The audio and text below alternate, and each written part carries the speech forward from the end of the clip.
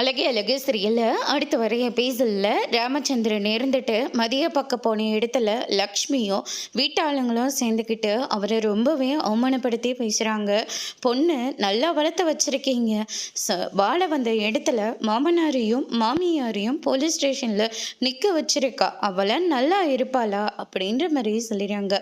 அவங்கள போலீஸ் ஸ்டேஷனுக்கு வர வச்சது ரொம்ப பெரிய தப்பு தான். அவள் செஞ்சதுக்காக நான் உங்ககிட்ட மன்னிப்பு கேட்டுக்கிறேன். பொண்ணை சரியாக வளர்க்கலைன்னா இப்படி தான் எல்லா இடத்துலையும் மன்னிப்பை கேட்டுக்கிட்டு இருக்கணும் அப்படின்ற மாதிரி அவமானப்படுத்திடுறாங்க.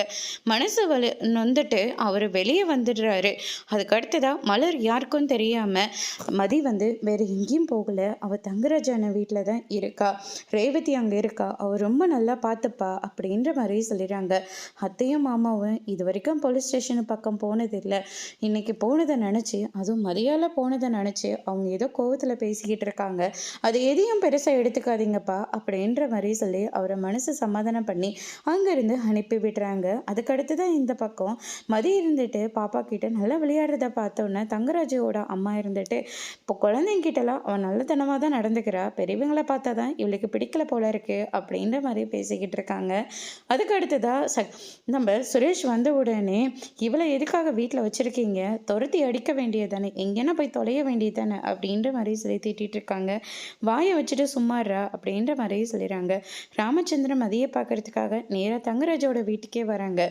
தங்கராஜ் பார்த்த உடனே மதி இருந்துட்டு நீங்கள் எதுக்குப்பா இங்கே வந்தீங்க அப்படின்னு சொல்லிட்டு கேட்டுக்கிட்டு இருக்காங்க.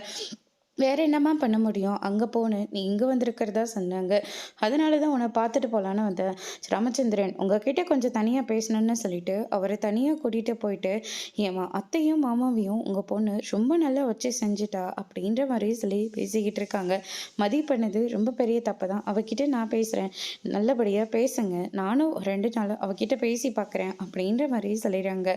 அதுக்கு அடுத்ததான் மதியை தனியாக கூட்டிகிட்டு போயிட்டு, ஏமா காலேஜுக்கு போகிறதா சொல்லிட்டு எதுக்குமா போலீஸ் ஸ்டேஷனுக்கு போனேன், நானும் காலேஜுக்கு போகலன்னு தான்ப்பா பார்த்தேன், ஆனால் அதுக்குள்ளே அவர் ஃபோன் பண்ணி என்னை கண்டபடிக்கு திட்டுறாருப்பா, அதனால தான் என்ன ஏதுன்னு கேட்கலான்னு அங்கே போனேன், அங்கே வேறு மாதிரி ஆயிடுச்சுப்பா அப்படின்ற மாதிரி சொல்லிடுறாங்க.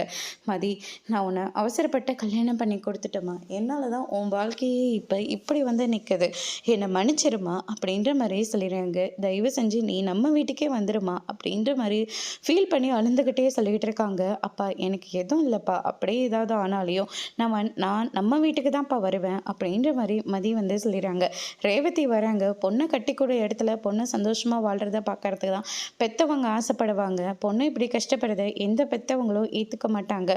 உங்கள் பொண்ணை அப்படியே நாங்கள் விட்டுற மாட்டோம், நான் இங்கே இருக்கேன், அண்ணி அங்கேருந்து மதியை பார்த்துப்பாங்க, நீங்கள் எதுக்காகவும் கவலைப்படாதீங்க அப்படின்ற மாதிரி சொல்லிடுறாங்க. மதியை நல்லபடியாக பார்த்துக்கோங்கன்னு சொல்லிட்டு ராமச்சந்திரனும் அங்கேருந்து கிளம்பிடுறாங்க. அதோடு முடிச்சிருக்காங்க.